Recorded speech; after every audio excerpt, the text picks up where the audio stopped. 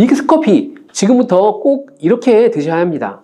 의사들이 적극 추천하는 방법인데요. 믹스커피는 당뇨에 안 좋다는데 먹어도 되는 거야?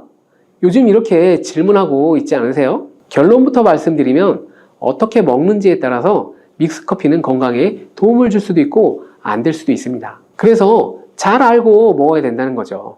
지금부터 믹스커피에 대한 모든 것 알아볼 텐데요. 영상 끝까지 보시면 믹스커피의 성분, 효능, 그리고 부작용, 건강에 어떤 영향을 주는지와 사람에 따른 하루 권장량, 믹스커피와 같이 먹으면 정말 좋은 식품까지 그동안 몰랐던 믹스커피에 대한 모든 것 알아가실 수 있습니다. 제일 먼저 기억하실 게 믹스커피의 성분인데요. 믹스커피는 과연 어떤 성분으로 만들어져 있을까요? 물론 믹스커피 제조사마다 성분이 조금씩은 다르지만 가장 많이 드시는 믹스커피를 기준으로 말씀을 드릴게요. 믹스커피 성분 중에 첫 번째는 바로 프림입니다. 프림의 원료는 코코넛의 석살인데요. 코코넛 과육에서 채취한 식물성 지방을 분말로 만들어 믹스커피의 프림으로 사용하게 됩니다. 그런데 이 프림이 지방이니까 몸에 안 좋고 콜레스테롤 수치를 높인다고 하시는 분들이 계시고 식물성 지방이라서 오히려 몸에 괜찮다고 하시는 분들도 있는데요. 도대체 어떤 게 맞는 말일까요? 정확히 말씀드리면 프림에 들어있는 지방은 코코넛에서 추출한 식물성 지방이 맞긴 하지만 콜레스테롤을 대놓고 올리는 나쁜 포화지방이 맞습니다. 그런데 여기서 기억하셔야 할 것이 있는데요. 프림에 사용되는 주요 성분인 야자유는 중세지방산으로 일반적인 포화지방산과는 조금 다릅니다. 이 중세지방산은 일반적으로 체내에서 빠르게 흡수돼서 에너지온으로 전환이 되게 되는데요. 또한 일반적인 포화지방산과는 다르게 심혈관 건강에 나쁜 영향을 미치지 않고 소화에 도움을 줄 수 있는 지방산이에요. 또한 믹스커피 프림에 들어있는 포화지방은 그 양이 완전 적다는 거죠. 요플레 하나 정도에 들어가 있는 양이라고 할 수 있습니다. 요플레는 건강을 위해 많이 드시고 계시잖아요. 결국 믹스커피에는 몸에 안 좋은 포화지방이 들어있긴 하지만 소량이기 때문에 하루 한 잔 정도 드신다면 콜레스테롤 수치에 크게 영향을 줄 수 없다는 겁니다. 그리고 콜레스테롤에 대한 것도 잘 아셔야 되는데요. 우리가 식사하면서 섭취하는 콜레스테롤은 약 20%를 차지하고 나머지 80%는 필요한 만큼 신체에서 자연적으로 합성하게 됩니다. 그렇기 때문에 단순히 커피 한 잔 정도를 마신다고 해서 콜레스테롤 수치가 급격히 올라가거나 건강에 이상을 끼칠 정도의 영향을 주지는 않는다는 거죠. 믹스커피 성분 중 두 번째는 설탕이 있습니다. 설탕은 당 성분이기 때문에 칼로리가 높아서 당연히 몸에 안 좋은 걸로 알고 계실 거예요. 믹스커피에 들어있는 설탕은 정제 과정을 거친 백설탕이라서 일반적인 설탕보다 흡수 속도가 어마어마하게 빠릅니다. 즉, 믹스커피를 마신 후 만족감을 쉽게 느낄 수 있는 만큼 흡수율이 빠르기 때문인데요. 이러한 당이 소화 과정을 거치지 않고 곧바로 혈액에 녹아들게 됩니다. 왜 안 좋은지 아시겠죠? 그런데 여기서 반전이 하나 있는데요. 믹스커피에 설탕이 5g 정도밖에 들어있지 않다는 거예요. 쉽게 설명하면 우유 200ml 한 잔에 칼로리가 135kcal 정도 되고요. 단순당 함량은 10g 정도 됩니다. 그리고 콜라 한 캔의 칼로리는 100kcal 정도 되고 단순당 함량이 27g 정도 됩니다. 그리고 요구르트에는 큰 거 말고 작은 요구르트에도 칼로리가 45kcal, 단순당 함량도 9g 정도 되는데요. 그렇다면 믹스커피 한 잔에 들어있는 칼로리는 얼마나 될까요? 믹스커피 한 잔에는 칼로리가 50kcal 정도 되고요. 단순당은 6g 정도 들어있어요. 칼로리를 먼저 보자면 작은 요구르트 한 병 정도 수준이고요. 콜라랑 비교해봐도 콜라 절반 정도 수준이고 우유 200ml 한 잔하고 비교하면 3분의 1 정도 된다는 거죠. 우유는 건강에 좋다고 드시는 경우가 많은데 칼로리만 본다면 믹스커피가 더 좋아 보이죠? 물론 칼로리만 비교할 수는 없겠죠. 그 다음엔 단순당을 비교해 볼까요? 단순당이 믹스커피 한 잔에 5g이라고 했잖아요. 작은 요구르트랑 비교해봐도 절반 정도 수준이고 콜라 한 캔이랑 비교하면 6분의 1 정도 수준이에요. 그리고 우유 200ml랑 비교해도 절반 수준인 거죠. 이렇게 비교하면 요구르트나 우유, 콜라 절대 먹지 말아야 하는 거 아니야? 이렇게 생각할 수 있는데 그런 말은 아닙니다. 믹스커피가 그만큼 칼로리와 단순당이 생각하는 것보다 적다는 거죠. 칼로리와 단순당이 높으면 당연히 몸에 안 좋을 수 있는데 생각하시는 것처럼 믹스커피에 많지 않고 적은 양이기 때문에 하루에 막 5잔, 6잔씩 이렇게 많이 드시지만 않는다면 믹스커피 하루 한 잔 정도는 건강에 그렇게 나쁜 영향을 주지 않을 수 있다는 겁니다. 그러면 도대체 하루에 몇 잔까지 먹는 게 괜찮을까요? 일단 당뇨가 있거나 당이 높으신 분들은 하루 한 잔 정도만 드시는 게 좋고요. 식후 3시간 정도 후에 드시는 걸 추천드립니다. 그리고 당 체크를 계속 하시니까 당 수치가 높지 않으신다면 2잔 정도까지는 드셔도 괜찮을 수 있어요. 당뇨가 없으신 일반인 분들 경우에는 하루에 2잔에서 3잔까지 드셔도 괜찮고요. 그렇다고 이를 매일매일 드시는 것은 아무리 적당량이라도 몸속에 쌓이기 때문에 그렇게 좋지는 않다는 것 알고 계시기 바랍니다. 건강을 위해서 미리 예방하는 차원에서 식후에 바로 드시지 마시고 2시간 정도 후에 드시는 걸 또 추천드리고요. 혈당에 문제가 없으신 건강하신 분들도 이 건강을 예방하는 차원에서 식후에 바로 드시지 마시고 2시간 정도 후에는 드시는 것이 좋겠습니다. 믹스커피 성분 중 3번째는 커피에 들어있는 카페인입니다. 카페인에 대해 설명드리기 전에 믹스커피도 일반 커피처럼 커피가 들어있기 때문에 커피 성분이 주는 효능이나 부작용도 나타날 수 있는데요. 먼저 커피의 효능을 살펴보자면 커피 효능 첫 번째는 암을 예방하는 데 효과가 있다는 거예요.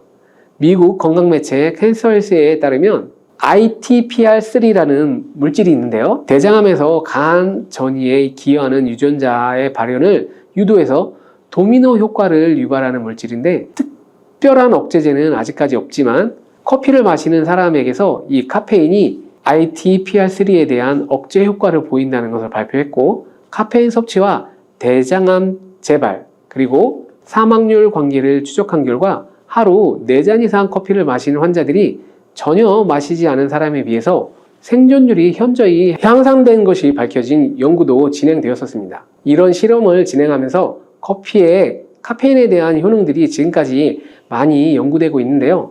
그렇다고 해서 커피를 무조건 많이 드시라는 얘기는 아니고 또 믹스커피 자체가 이러한 효능이 있다는 말도 아닙니다. 커피의 카페인에 대한 몇 가지 실험을 이야기 드린 거예요. 그만큼 너무 부정적인 카페인에 대한 인식을 변화시켜 보시라는 말씀이고요. 커피 효능 2번째는 기억력 회복에 효과적이라는 거예요.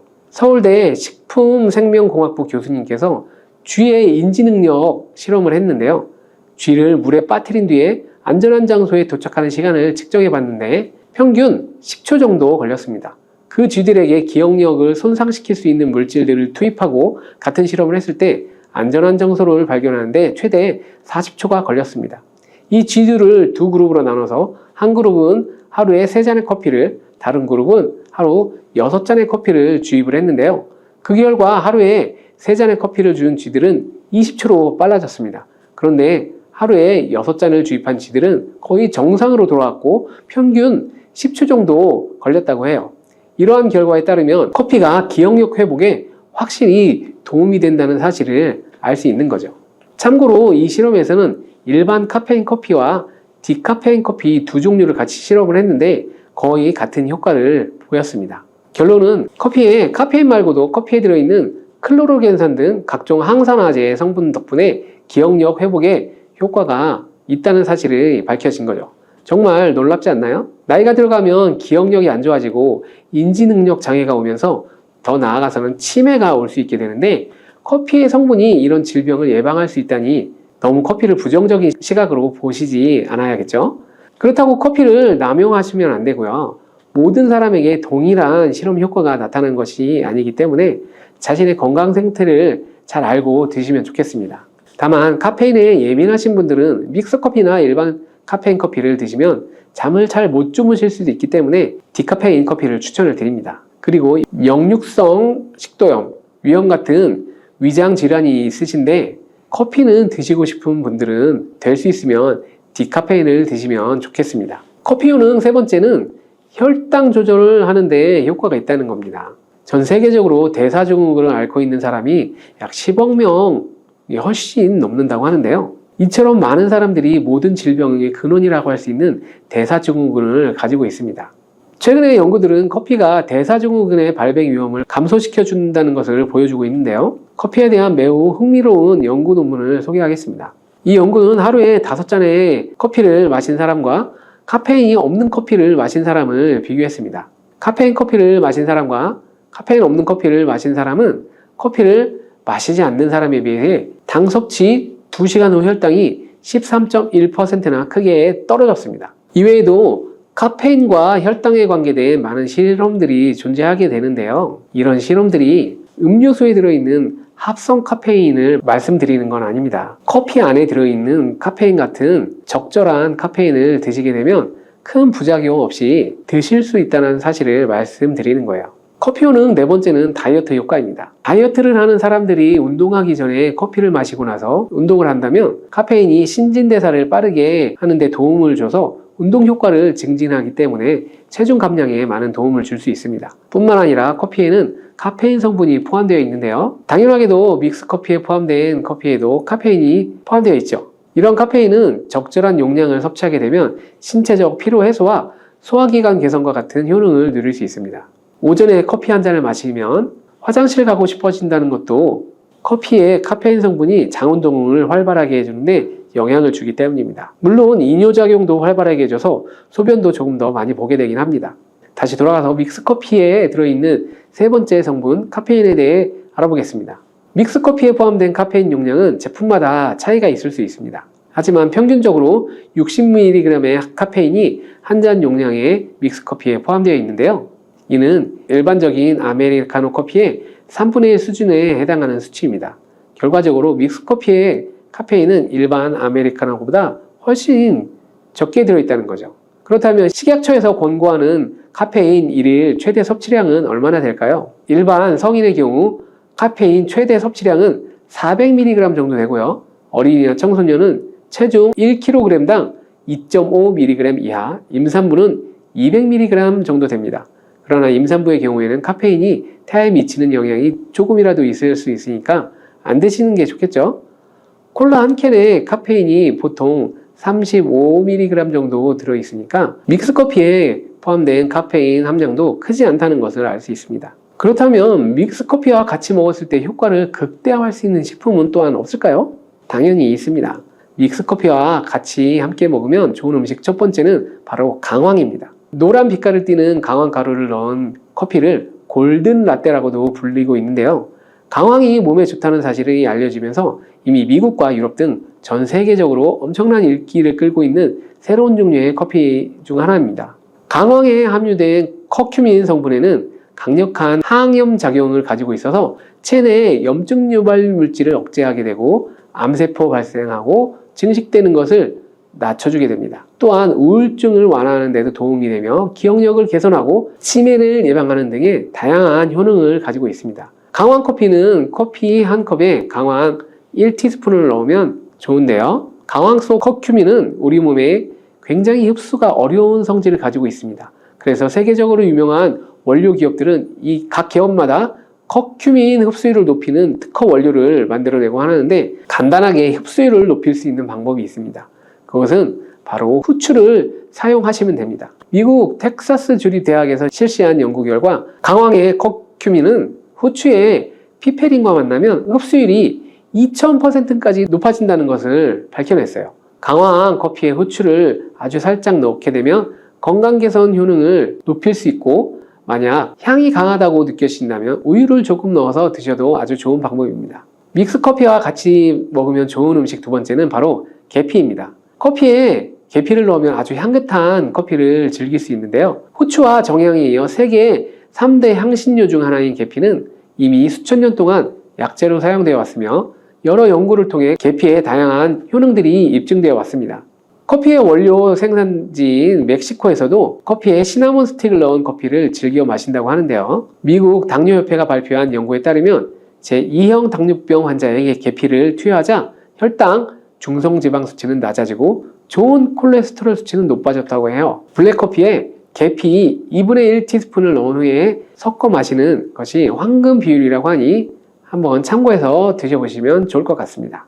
특히 이 계피는 혈액순환을 도와줘서 몸을 따뜻하게 하고 면역력을 높이는 데도 도움이 되니 참고해 주시면 좋겠습니다. 믹스커피와 같이 먹으면 좋은 음식 세 번째는 바로 생강입니다. 강력한 항산화 성분을 가진 생강은 커피에 넣어 함께 드시게 되면 생강의 알싸한 맛이 부드러워지면서 향긋한 생강커피를 드실 수 있는데요. 생강의 매운맛을 내는 쇼가올과 진저롤 성분이 혈중 콜레스테롤을 낮춰서 동맥경화나 뇌경색 등을 예방하고 항염, 항암 효과가 뛰어나서 암을 유발하는 종양세포와 성장을 억제하는 등의 다양한 효능을 지니고 있습니다. 특히 기관지를 확장시키는 효과가 있어서 기관지염이나 천식, 비염을 달고 사시는 분들은 자주 섭취하게 되면 아주 좋습니다. 그리고 생강에는 디아스타제라는 단백질 분해 효소가 있어서 식후 커피에 생강가루를 넣어 마시면 장운동을 촉진해서 더부룩한 속을 해소하는 데에도 도움을 얻을 수 있습니다. 드시는 방법은 커피 한 컵에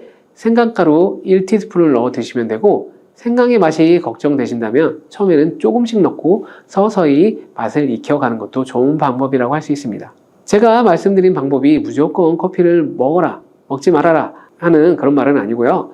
믹스 커피에 대한 오해와 건강을 걱정하시는 분들께 좋은 방법이라고 할 수 있습니다. 바나나를 이렇게 드시면 그 당뇨와 그 우울증이 사라질 수 있습니다. 바나나는 그 속살이 부드럽고 달콤해 남녀노소 누구나 좋아하는 과일 중 하나이죠. 먹기도 편하고 다이어트에도 좋다고 알려지면서 많이 먹게 되는 과일이 바로 바나나입니다. 이런 바나나를 보통 초록색일 때 구매하더라도 노랗게 될 때까지 기다렸다가 드시잖아요. 그런데 바나나는 그 초록색일 때, 노란색일 때, 그리고 더 시간이 지나 갈색 반점이 생길 때 그 맛만 다른 것이 아니라 그 영양 성분도 달라져서 우리 몸에 주는 효능도 달라진다는 사실 알고 계신가요? 그리고 바나나도 함께 먹으면 그 보약이 되는 궁합이 좋은 음식도 있고, 또 함께 먹으면 오히려 독이 될 수 있는 음식이 있답니다. 지금부터 바나나의 효능, 함께 먹으면 그 안 되는 음식, 그리고 또 함께 먹으면 그 보약이 되는 음식, 그리고 바나나의 보관 방법까지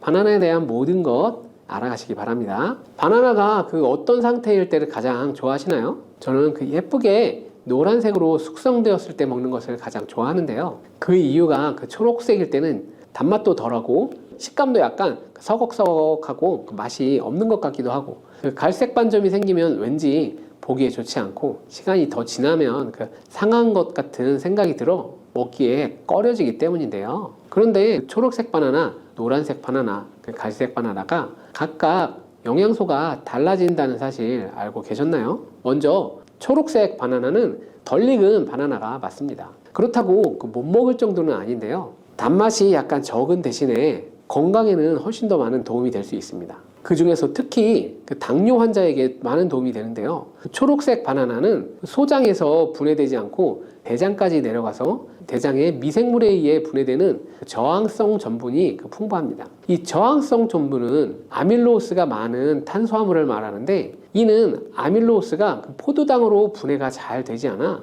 이 포도당이 소장에서 흡수가 되지 않으므로 혈당이 급격히 오르는 것을 막아주는 역할을 합니다. 이러한 분해가 잘 되지 않고 남아있는 식이섬유가 많은 저항성 전분이 많은 음식들은 결국 유산균의 먹이가 되어서 장내 세균총을 건강하게 만들 수 있고, 이로 인해 인슐린 감수성 면역력에도 긍정적인 효과를 나타낼 수 있습니다. 바로 그 당뇨 환자분들이 바나나가 단맛이 좋은 열대 과일이라서 못 드시는 것으로 생각하시는데요. 앞서 말씀드린 이유로 초록색 바나나를 드시면 도움이 될 수 있어요. 그리고 이 초록색 바나나는 소화되는 시간이 길기 때문에 포만감을 오래 유지시켜 주어 다이어트하는 식단에도 도움을 줄 수 있습니다. 저항성 전분은 이런 효능들로 인해 비만, 당뇨를 예방할 뿐만 아니라 대장암도 예방하는 것으로 알려져 있습니다. 한 가지 주의할 점은 과민성 대장증후군이 있는 분들이 초록색 바나나를 드시면 증상이 악화될 수 있으니 주의하시기 바랍니다. 두 번째로 그 노란색 바나나인데요. 초록색 바나나가 노란색으로 변할 수 있는 요인은 바로 에틸렌가스 때문입니다. 나무에서 떨어진 바나나는 꼭지에서 에틸렌가스가 분비되는데, 이때 초록색을 띠게 하는 클로로필 색소가 에틸렌가스에 의해 분해가 되어 점점 노란색으로 변해가는 것이에요. 이렇게 노랗게 변한 바나나는 색깔만 변한 것이 아니라 성분에도 그 변화가 생기게 되는데요. 당뇨에 도움이 되는 저항성 전분은 점점 줄어들게 되고, 그 포도당, 과당 같은 당분은 점점 늘어나게 됩니다. 그렇기 때문에 초록색 바나나보다는 노란색 바나나가 훨씬 단맛이 좋게 되는 것이죠. 식감도 더 부드러워지고 향도 단향이 더 강해지고 소화도 초록색 바나나보다 잘 되게 됩니다. 또한 항산화 성분인 비타민 C와 비타민 E 그리고 식이섬유의 양이 풍부해집니다. 노란색 바나나에서 시간이 지나면서 갈색의 반점이 점점 생기기 시작하는데요. 이 반점을 슈가 스팟이라고도 합니다. 이름처럼 바나나의 당분 함량이 점점 높아지면서 당분이 농축되어 만들어지는 것인데요. 바나나가 상한 것이 아닌가 하고 간혹 오해하시는 분들이 있는데 색깔이 변했을 뿐이지 상한 것은 아닙니다. 그런데 이 슈가 스팟이 점점 많아질수록 바나나의 당분 함량이 높아지는 것이기 때문에 당뇨가 있는 분들은 섭취하실 때 주의하셔야겠습니다. 최근에 바나나에 대한 연구가 진행되면서 이 슈가 스팟이 생겼을 때 바나나의 성분에 대한 실험도 진행이 되었는데요. 일본 데이쿄 대학 연구에 따르면 갈색 반점이 생긴 바나나의 면역 효과는 노란색 바나나 때보다 최대 8배에 달했으며 이때 종양을 괴사시키는 물질로 알려진 NK 면역세포를 활성화시킨다고 합니다. NK 면역세포는 바이러스에 감염된 세포나 암세포를 직접 파괴하는 역할을 하고 TNF라는 종양 괴사 인자를 분비하여 비정상세포의 증식을 억제하고 암세포의 자살을 유도하게 됩니다. 이게 무슨 말이냐면 쉽게 말해 갈색 반점이 생긴 바나나는 면역력을 강하게 하고 암 예방과 치료에 도움을 줄 수 있다는 것입니다. 바나나에 이런 효능이 있다니 놀랍지 않나요? 바나나에 함유되어 있는 성분을 살펴보면 칼륨과 마그네슘 등의 다양한 미네랄이 풍부하게 함유되어 있고 비타민 C, 비타민 B6, 비타민 A 등의 다양한 비타민도 함유하고 있습니다. 또한 우리 몸에 에너지를 공급하는 탄수화물도 풍부하게 함유되어 있습니다. 운동 경기를 하다 보면 선수들이 바나나를 먹는 장면을 볼 수 있는데요. 지난번 올림픽에서 탁구의 신유빈 선수가 중간중간 바나나를 먹는 모습이 포착되기도 했죠. 운동 중에 바나나를 먹으면 풍부한 탄수화물로 인해 에너지를 빠르게 공급해 주어 폭발적인 힘을 내는데 도움을 줄 수 있기 때문입니다. 나이가 들면서 점점 몸 안에 호르몬이나 에너지의 균형이 깨지고 건강이 점점 나빠지게 되는데요. 특히 혈관 건강에 문제가 생기는 경우가 아주 많이 있습니다. 혈관 건강에 문제가 생기면서 나타나는 대표적인 증상이 고혈압이 되겠죠. 이 때문에 나이가 들면서 혈압을 관리하는 것이 정말 중요한데요. 바나나에 풍부하게 함유된 칼륨은 세포의 삼투압과 수분 평형 유지 기능을 수행하여 몸 안에 나트륨을 배출하는 데 도움을 주어 혈압을 조절하는 데 도움을 준다고 알려져 있습니다. 성인의 하루 칼륨 권장 섭취량은 남성은 4,700이고 여성은 3,500mg인데요. 실제로 섭취하는 칼륨의 양은 남성은 55%, 여성은 75%만 섭취하는 것으로 통계를 통해 확인할 수 있습니다. 칼륨이 체내에서 부족하게 되면 혈압이 오르고 심장에 무리를 줄 수 있고 근육에 경력이 일어나고 힘이 빠지는 무기력증 등의 증상이 나타날 수 있습니다. 바나나 한 개에는 하루 권장 섭취량의 15%의 칼륨이 함유되어 있어 부족한 칼륨을 보충하는 데 탁월한 도움을 줄 수 있습니다. 그리고 바나나에는 비타민 B6가 풍부한데 이 비타민 B6는 피리독신이라고도 불리며 인체의 기능을 정상으로 유지하는 데 매우 중요한 역할을 하는 수용성 비타민입니다. 비타민 B6는 신경 전달 물질을 생산하는데요. 특히 행복 호르몬이라고 불리는 세로토닌의 합성에 중요한 역할을 합니다. 세로토닌은 행복감과 안정감을 느끼게 해주고 스트레스를 완화시켜 줍니다. 또한 식욕을 조절해서 체중 감량에 도움이 되고 또 수면의 질을 향상시켜 피로 회복에도 많은 도움을 줄 수 있습니다. 이런 효능으로 우울증, 불안장애, 불면증 등의 정신질환을 예방하고 치료하는 데에도 활용되는 성분이 바로 세로토닌입니다. 쉽게 말해 바나나를 섭취하면 행복감을 높이는 데 도움을 준다는 것이죠. 또 비타민 B6는 호모시스테인 농도를 조절해 주어 심혈관 질환, 뇌혈관 질환을 예방하고 단백질을 분해하여 몸에 에너지를 공급하는 데에도 도움을 주어 바나나를 먹으면 힘이 나는 것입니다. 고기를 먹고 바나나를 먹으면 단백질 분해를 도와주어 소화를 잘 되게 해주기도 합니다. 이런 좋은 효능이 있는 바나나도 함께 먹으면 독이 되는 음식들이 있는데요. 첫 번째는 바로 우유입니다. 그렇게 유명한 바나나 우유도 있는데 이게 무슨 말이지? 이런 생각하시는 분들 계시죠? 네, 맞습니다. 우유에 풍부한 칼슘은 흡수가 잘 안 돼요. 다른 미네랄 성분이 풍부한데요. 대표적으로 비타민 D와 마그네슘이에요. 바나나에는 마그네슘이 풍부하여 우유의 칼슘을 흡수하는데 도움을 주고, 우유의 풍부한 칼슘은 바나나의 칼륨과 함께 우리 몸속의 나트륨을 배출하는 효능을 극대화시켜 주기도 합니다. 또한 우유의 풍부한 트립토판은 세로토닌의 분비를 도와주어 바나나와 함께 행복도를 높이는데 탁월한 효능을 발휘하기도 하죠. 하지만 이러한 효능도 소화를 잘 시켰을 때의 이야기입니다. 소화력이 좋은 분들은 이런 효능을 누릴 수 있지만, 나이가 들면서 소화가 잘 안 되는 분들이 바나나와 우유를 함께 드시게 되면 불용성인 바나나가 위 속에 오래 남아있게 되고, 바나나의 유기산과 당분이 우유의 풍부한 단백질, 칼슘과 결합하여 더욱 소화가 어려워지게 됩니다. 바나나와 우유의 결합물이 위와 장에서 과발효가 일어나고 소화기관에 무리를 주게 됩니다. 이렇게 되면 위염, 식도염 등이 나타날 수 있고, 계속되면 만성질환이 될 수 있으니 평소에 위 건강이 안 좋으신 분들이나 소화가 잘 안 되시는 분들은 주의하시기 바랍니다. 실제로 아침마다 우유와 바나나를 함께 드신 분이 원인 모를 복통이 잦아 병원 진료를 계속 본 경우도 있습니다. 그렇다면 장 건강에 도움을 주는 바나나와 함께 먹으면 좋은 음식은 없을까요?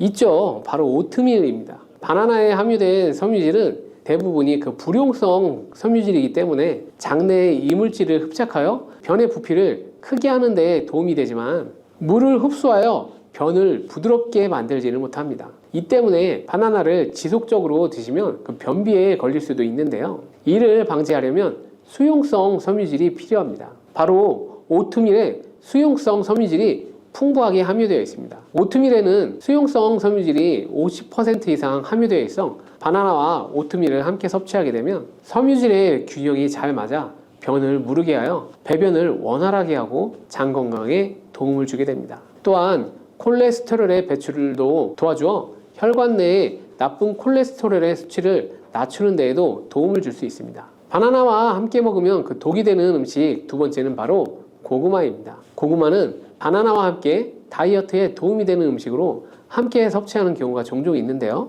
고구마와 바나나는 복합 탄수화물이 풍부하여 포만감을 길게 유지해 주어 다이어트 하는 데 도움이 될 수 있습니다. 하지만 한 가지 문제가 있는데요. 그것은 바나나와 고구마 둘 다 칼륨의 함량이 높다는 것입니다. 칼륨을 과다하게 섭취하게 되면 고칼륨 혈증을 일으킬 수 있고, 이로 인해 무기력, 피로감, 메스꺼움, 구토, 근육마비, 호흡곤란 등이 나타날 수 있고, 심한 경우에는 저혈압, 부정맥, 근육마비, 심장마비, 혼수 상태 등의 심각한 부작용이 나타날 수 있습니다. 소량 섭취하면 큰 문제가 되지 않지만, 과량 섭취할 때 신장이 약하신 분들은 몸에서 칼륨의 배출이 원활하지 않기 때문에 고구마와 바나나를 지속적으로 과다하게 함께 드시게 되면 신장을 더욱 망가지게 건강을 악화시킬 수 있습니다. 바나나와 함께 먹으면 보약이 되는 음식은 오트밀에 이어 파인애플이 있습니다. 바나나와 파인애플에는 브로멜라인이라는 효소가 풍부한데요. 이 효소는 운동 후에 생기는 근육의 염증을 빠르게 회복시키고, 또한 근육의 피로 회복에도 도움을 주는 것으로 알려져 있습니다. 또한 바나나와 파인애플을 함께 드시게 되면 단백질 분해를 극대화해 소화를 돕고, 소화불량, 변비, 대장염 등의 소화기 질환을 예방하는 데에도 탁월한 효능을 발휘하게 됩니다. 바나나와 함께 드시면 보약이 되는 음식 세 번째는 카카오입니다. 바나나에는 도파민이라는 신경을 자극하는 물질이 많이 함유되어 있는데, 카카오에는 바로 이 도파민 생성의 원료가 되는 아미노산이 풍부하여서 카카오와 바나나를 함께 드시면 행복도를 높이는 효능이 극대화가 됩니다. 또한 카카오에는 폴리페놀과 플라보노이드 등의 항산화 물질이 풍부하여서 체내 활성산소를 제거하고 세포의 노화를 방지할 수 있습니다. 바나나에도 항산화 물질인 베타카로틴과 비타민 C가 풍부하여 카카오와 바나나를 함께 드시면 항산화 효과도 높일 수 있습니다. 바나나와 함께 먹으면 보약이 되는 음식 네 번째는 바로 견과류입니다. 바나나와 견과류를 함께 드시면 세로토닌의 분비가 촉진되어 마음을 차분하게 하고 숙면을 취하는 데 도움이 됩니다. 또한 바나나의 풍부한 마그네슘은 근육의 이완을 돕고, 견과류의 트립토판을 세로토닌으로 바꿔주는 성분인 비타민 B6가 바나나에 풍부해 견과류와 바나나를 함께 드시면 불면증과 우울증을 예방하고 개선하는 데 도움을 줄 수 있습니다. 바나나를 보관하실 때에는 바나나의 꼭지 부분을 랩이나 호일로 감싸주신 상태에서 바나나 거리 같은 것에 걸어 두시는 것이 좋습니다. 그렇게 하면 바나나 꼭지에서 나오는 에틸렌가스를 어느 정도 차단해줘 바나나가 빨리 숙성되는 것을 방지하여 좀 더 오래 보관할 수 있습니다. 그리고 열대 과일인 바나나는 냉장고에 보관하시게 되면 냉해를 입어 바나나 색이 빠르게 검은색으로 변하게 되는데요. 상한 것은 아니기 때문에 먹는 것은 괜찮지만 보기에 좋지 않기 때문에 바나나는 상온에서 보관하시기 바랍니다. 다만 바나나를 오래 보관하시려면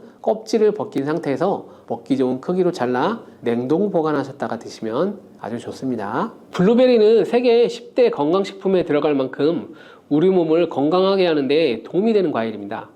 최근 10년간 소비량이 가장 많이 늘어난 과일이기도 한데요. 특히 50대 이상에서 급속도로 섭취량이 늘어나고 있습니다.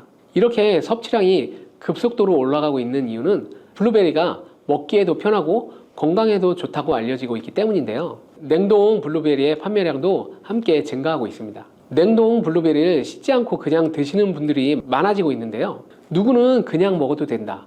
어떤 사람은 반드시 씻어서 먹어야 된다. 의견이 분분합니다. 영상을 통해 블루베리를 먹는 방법과 블루베리의 효능, 함께 먹으면 안 되는 음식과 함께 먹으면 좋은 음식까지 블루베리에 대한 모든 것 알려드릴게요. 먼저 냉동 블루베리 씻어도 되느냐, 그냥 먹어도 되느냐 완벽하게 정리해 드리겠습니다. 결론부터 말하자면 씻어서 드시는 것이 안전하다입니다. 먼저 냉동 블루베리를 구입하셨다면 식품의 유형을 확인하시기 바랍니다. 식품의 유형에 과체 가공품이라고 적혀 있다면 씻어서 냉동한 블루베리이기 때문에 그냥 드셔도 되긴 합니다. 그런데 식품 유형에 농산물이라고 표기되어 있다면 이것은 씻지 않고 냉동되어 유통된 블루베리이기 때문에 반드시 씻어서 드시는 것이 좋습니다. 그런데 간혹 식품의 유형이 표기되어 있지 않은 제품들도 있는데요.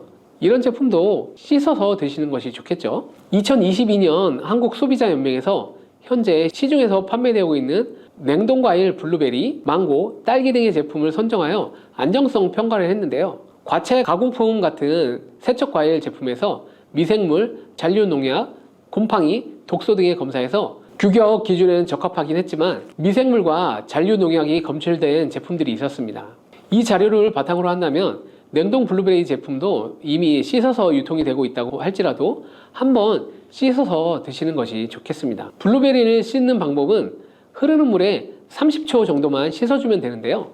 깨끗이 씻는다고 블루베리를 물에 오래 담가두거나 흐르는 물에서도 오래 씻으면 안 됩니다. 블루베리에 함유된 안토시아닌 성분은 수용성 성분이기 때문에 영양소가 다 빠져나가 버릴 수 있기 때문입니다. 잔류 농약 또한 수용성이기 때문에 흐르는 물에 30초 정도만 씻어도 충분하니 걱정하지 말고 드셔도 됩니다. 블루베리는 특별히 생과일보다 냉동 블루베리가 안토시아닌의 함량이 높아집니다.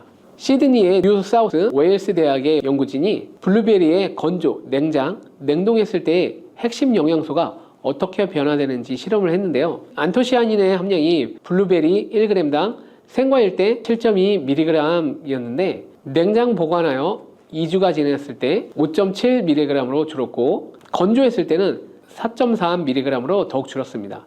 그런데 냉동 한 달 후에는 8.1mg으로 생과일 때보다 늘어났고 냉동 3달이 지나자 7.9mg으로 소폭 줄었지만 역시 생과일 때보다는 많은 함량이 확인되었습니다. 실험 결과로만 보면 블루베리는 냉동으로 드시는 것이 가장 많은 영양성분을 섭취할 수 있다는 말이 되겠네요. 그렇다면 다른 채소나 과일은 냉동했을 때 핵심 영양소의 함량이 어떻게 될까요? 영양소에 따라 보존력이 강한 것도 있고 약한 것도 있는데요. 딸기의 한 종류인 라즈베리는 폴리페놀이 핵심 영양소인데요. 생과일 때보다 냉동일 때 킬로그램당 폴리페놀의 함량이 100mg 정도 상승하는 것으로 나타났습니다. 당근의 경우에는 핵심 영양소가 베타카로틴인데요. 냉동 보관했을 때 3개월이 지나면 베타카로틴의 함량이 현저히 감소하는 것으로 확인되었습니다. 이렇듯 냉동 채소, 냉동 과일은 핵심 영양 성분에 따라 함량이 높아질 수도 있고 낮아질 수도 있습니다. 냉동 블루베리를 구입하셔서 보관하실 때는 주의할 사항이 있습니다.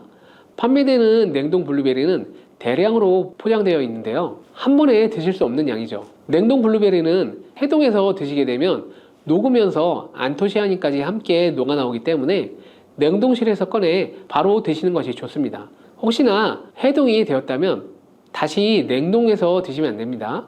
해동이 되면서 미생물이 증식을 하게 되며 그 상태로 냉동을 하게 되면 미생물까지 함께 냉동이 되고 그것을 드시게 되면 복통, 설사를 유발할 수 있습니다. 이제 블루베리의 효능에 대해 알아보겠습니다. 블루베리의 핵심 영양소인 안토시아닌은 폴리페놀의 일종으로 식물에 많이 함유된 청자색을 띠는 성분인데요.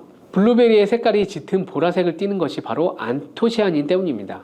안토시아닌의 과일별 함량에서는 빌베리, 블루베리가 가장 높은 함량을 가지고 있는 것으로 알려져 있는데요. 안토시아닌 함량이 높고 좋은 빌베리, 블루베리일수록 드셨을 때 입안에 보랏빛으로 착색이 심하게 되는 경우가 많아요.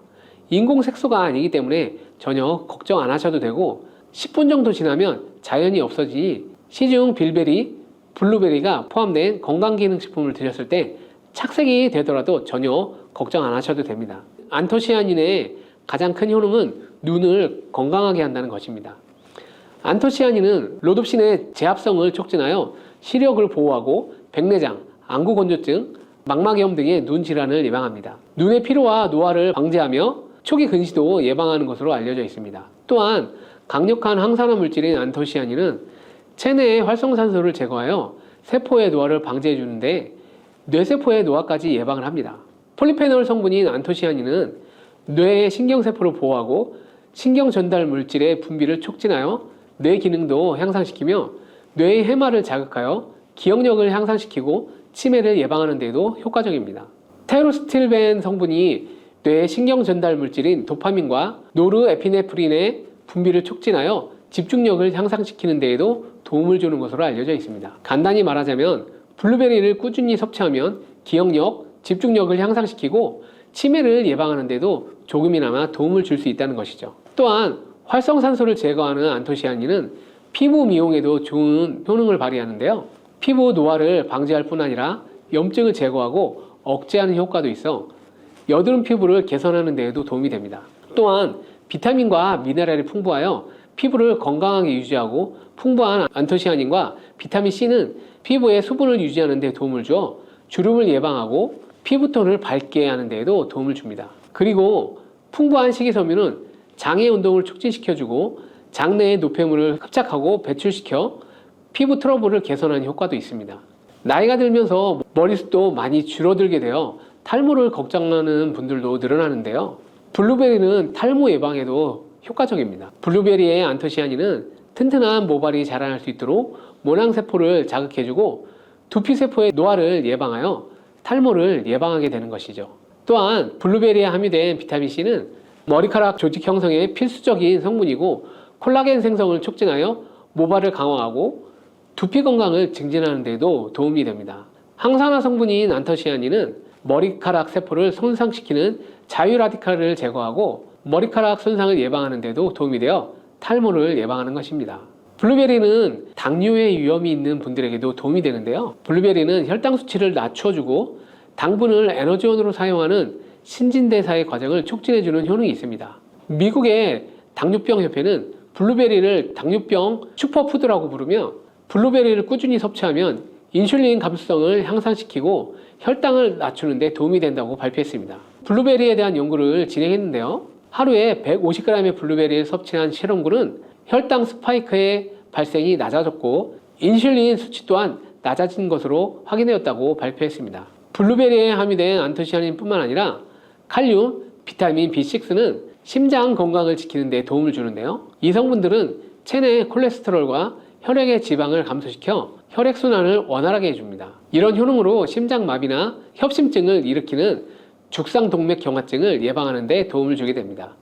또한 호모시스테인이 체내에 과다하게 축적되면 혈관을 손상시키고 혈전을 생성하여 심장마비, 뇌졸중 등의 심혈관 질환을 유발할 수 있는데요. 블루베리의 풍부한 엽산과 비타민 B6는 호모시스테인의 축적을 방지하여 심혈관 질환을 예방할 수 있습니다. 블루베리는 많이 드시는데 블루베리 잎에는 관심이 별로 없는 것이 사실인데요.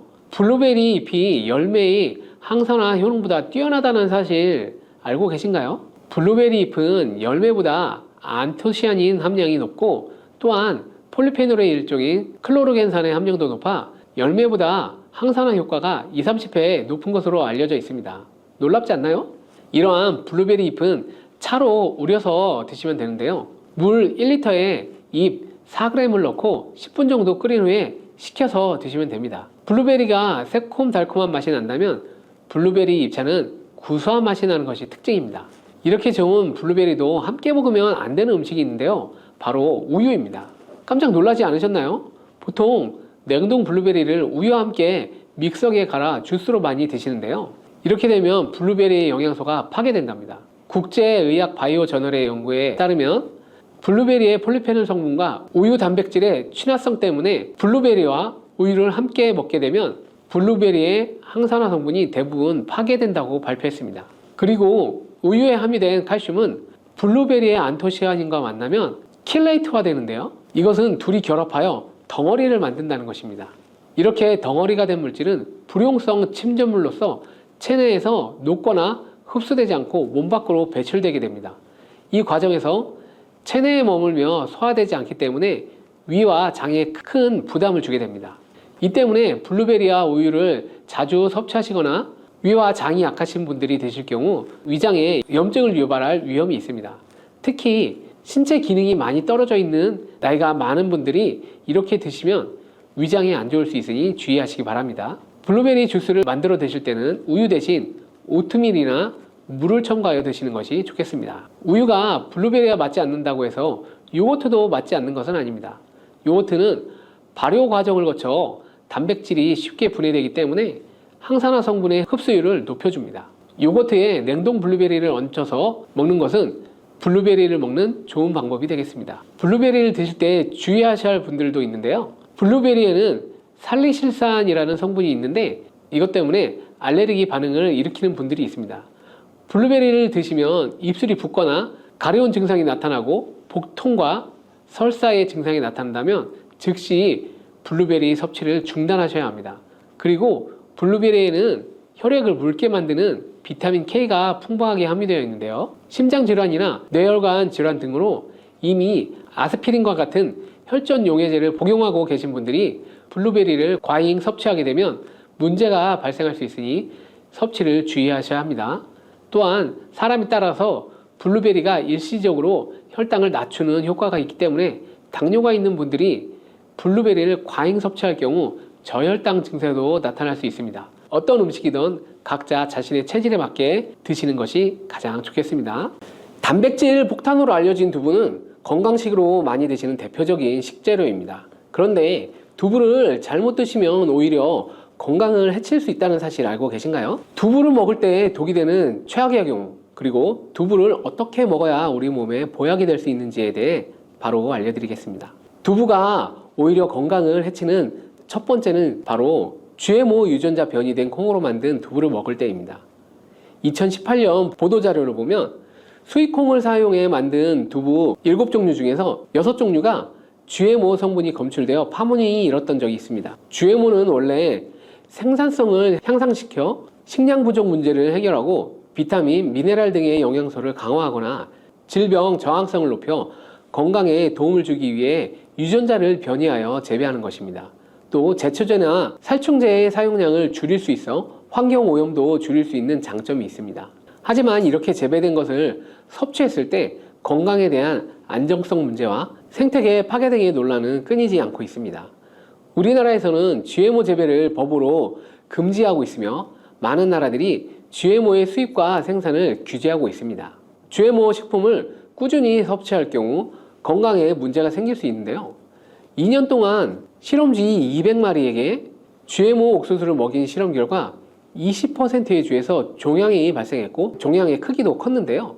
종양의 크기가 탁구공만큼 크게 자란 쥐도 발견되었는데 쥐 전체의 몸무게의 4분의 1에 해당하는 무게였다고 합니다. GMO 표기가 의무이기 때문에 그 표기가 없는 식품을 사 먹으면 되지만 문제는 식품을 몇 차례 가공을 거쳐 GMO의 DNA나 단백질이 남아있지 않은 제품은 GMO 표기를 하지 않아도 된다는 규정이 있기 때문에 소비자로서는 불안할 수밖에 없는데요.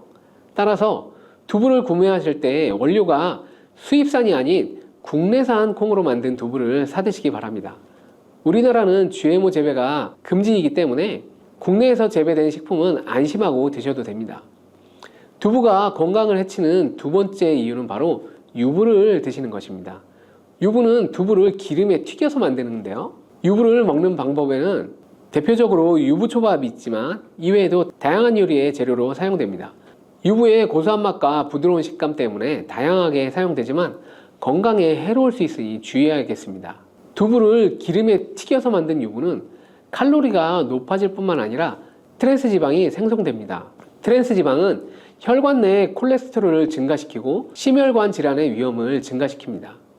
이로 인해 대사증후군과 뇌 기능에도 영향을 미쳐 지력, 학습 능력을 감소시키는 부작용을 일으킬 수 있습니다.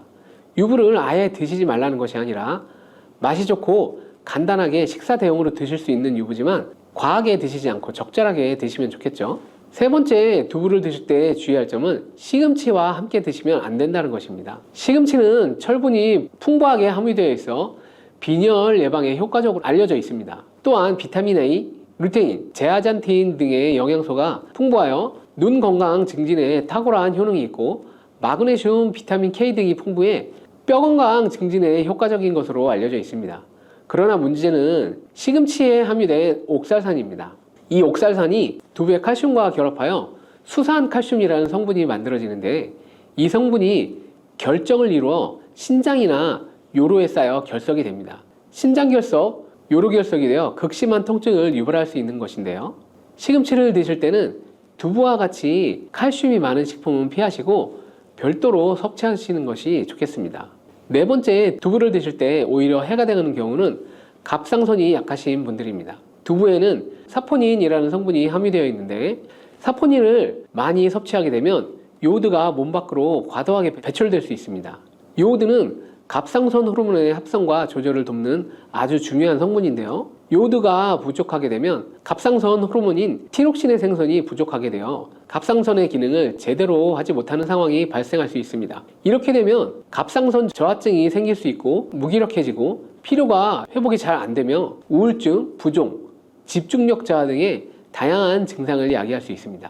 갑상선에 문제가 없는 분이라면 두부를 많이 드셔도 문제가 되지 않지만 이미 갑상선이 약하신 분들에게는 안 좋은 영향을 줄 수 있는 것입니다. 그렇다면 두부는 어떻게 드셔야 두부의 효능을 최대한 높일 수 있는지 알려드릴게요. 두부는 기본적으로 단백질이 풍부한데 이뿐만 아니라 리놀렌산, 레시틴, 피토스테롤 등의 성분이 풍부해 몸 안의 콜레스테롤 수치를 낮춰주고 혈액순환을 원활하게 하여 동맥경화, 심근경색, 뇌출혈 등의 심혈관 질환을 예방할 수 있습니다. 또한 두부는 체력과 근력을 유지하는 데 큰 도움을 주는데요. 바로 두부의 풍부한 단백질 때문이죠. 근육은 매일 일정량이 새로운 근육으로 대체되기 때문에 매일매일 단백질을 공급해줘야 하는데요. 우리 몸에 단백질을 공급해주기 위해 정말 유용한 식품이 두부인 것이죠. 또한 두부에는 콜린이 풍부한데 콜린은 알츠하이머성 치매를 예방하는데 탁월한 효능을 발휘하게 됩니다. 두부는 또한 머리카락에 원료인 단백질을 보충하는 데 도움이 될 뿐만 아니라 이소플라본이 풍부해 남성 호르몬을 조절해 줍니다. 따라서 호르몬성 탈모 예방에 도움을 줄 수 있는 것이죠. 또한 두부는 건강하게 장수하는 데 도움이 되는데요. 많은 과학자들의 연구 결과 건강하게 장수한 사람들의 특징이 식물성 단백질을 꾸준히 섭취했다는 사실을 발견했고 동물성 단백질을 식물성 단백질로 바꿔 섭취했을 때 사망의 위험성이 낮아진다는 연구 결과도 있습니다. 이러한 효능이 극대화되려면 소화흡수가 잘 되어야겠죠. 두부 중 소화흡수가 가장 잘 되는 것이 바로 순두부입니다. 순두부는 일반 두부와 마찬가지로 비질을 분리한 콩물에 응고력이 약한 응고제를 넣어 만드는 것인데요. 그렇게 훨씬 부드럽고 소화흡수가 잘 되는 형태가 되는 것이죠. 하지만 단점은 일반 두부보다 단백질, 섬유질 등의 영양 성분의 함량이 떨어지는데요. 이런 단점을 보완하기 위해 계란과 함께 드시면 좋은 대안이 될 수가 있습니다. 순두부찌개에 계란이 들어가는 것이 맛뿐만 아니라 영양적으로도 찰떡궁합인 것이죠.